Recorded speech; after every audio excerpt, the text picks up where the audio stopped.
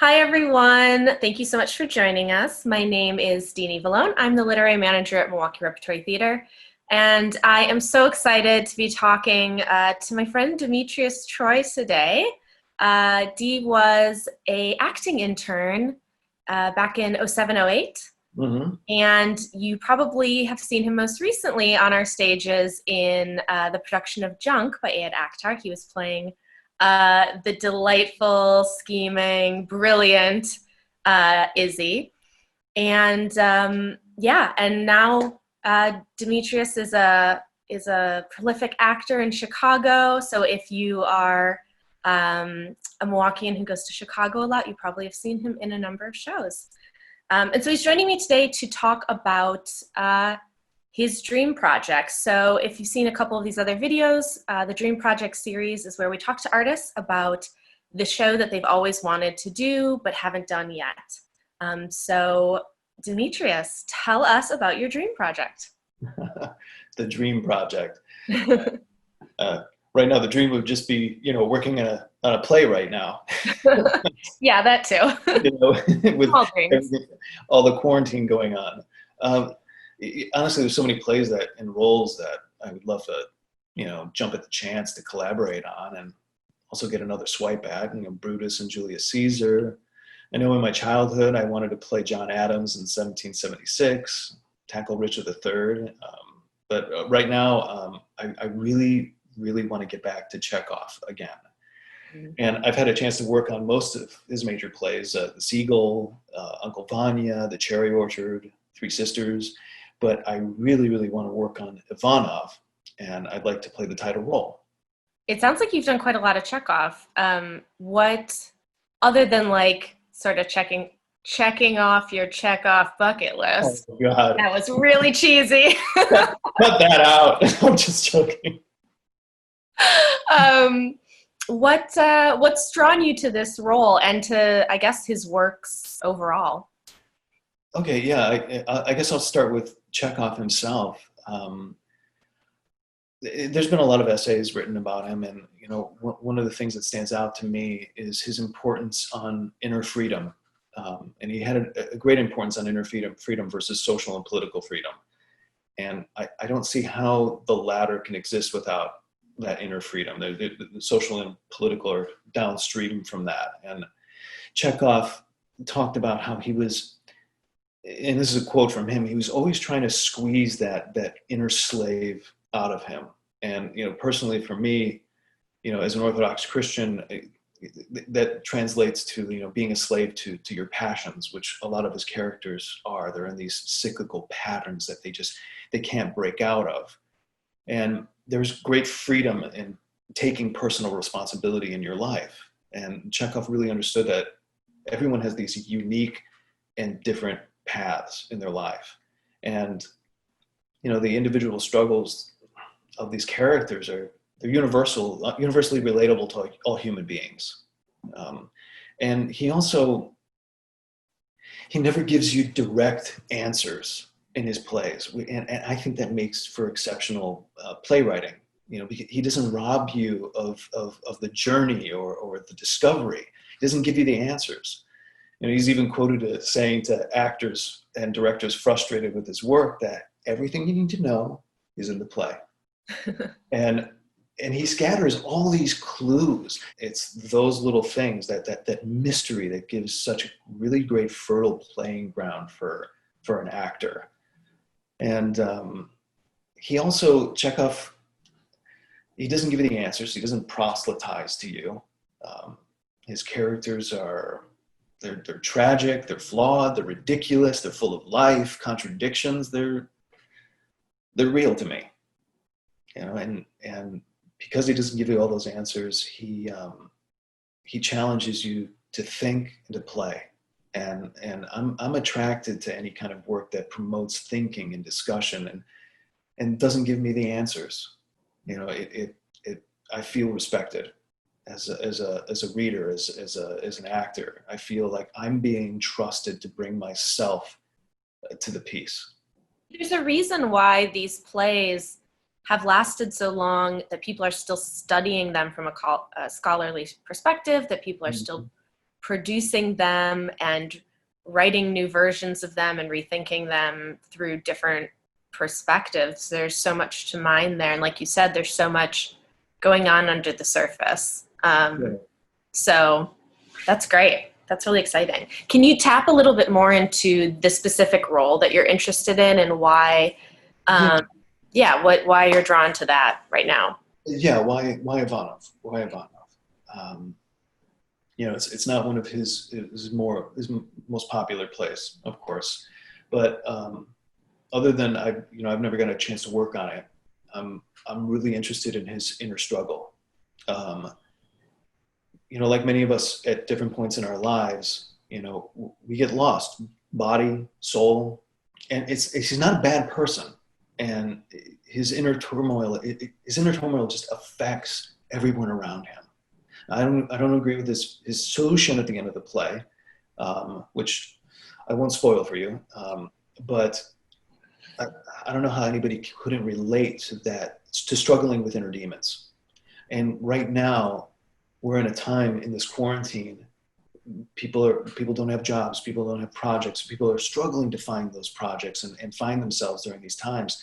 And we're having to face ourselves and face our inner demons, which is very, very important for an individual. Alexander Solzhenitsyn talks about this in the Gulag Archipelago. He talks about that there's this fine line in the human heart between good and evil, and throughout our lives that line shifts to evil, and it can shift to good. And Ivana is dealing. He's dealing with a very unique shift inside of himself. I'm curious if there are aspects of this dream performance and project that you can see clearly. I'm part of this project called the UV Theater Project. We've taken Chekhov's work and we perform them at this place called the Ragdale Institute. I don't know if you've ever heard of that. Mm-hmm. The Ragdale Institute is on the North Shore in Illinois. And it's this place that was built in the early 1900s. There's 2 mansions and this huge prairie. And it's an artist retreat. I did The Seagull and the Cherry Orchard with them. And what we did is we had each act at different parts of the property. And so the audience had to follow you. So if one place was if one act was out in the property, or it had to be outside, we were in the garden. And if it was a scene, an act that was inside the house, the audience followed us into the house, and then we started that act. And there's just something so immersive, at least as a performer, to tackling the project in that way, that was just it was invigorating. It was fun, and it sounds really cool. It sounds very much up my personal alley. I love I've been to some performances like that where you move through a space and indoors, outdoors, and it's part immersive, part promenade, part site specific. That sounds really cool. And I could run Chekhov.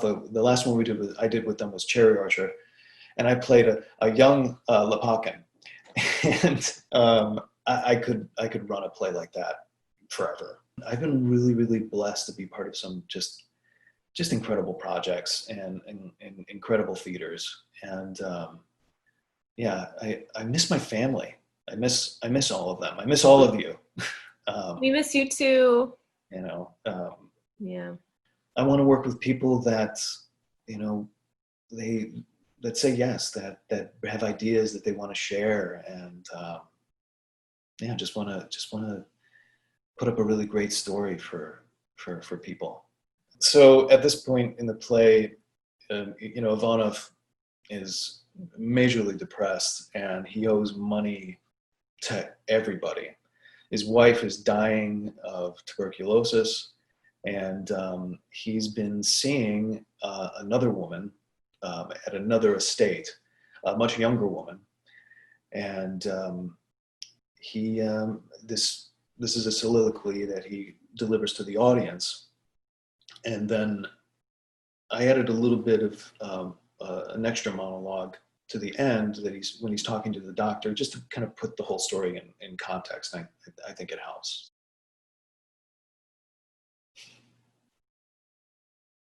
Isn't it comical?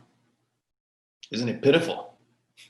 It wasn't even a year ago and I was healthy and strong.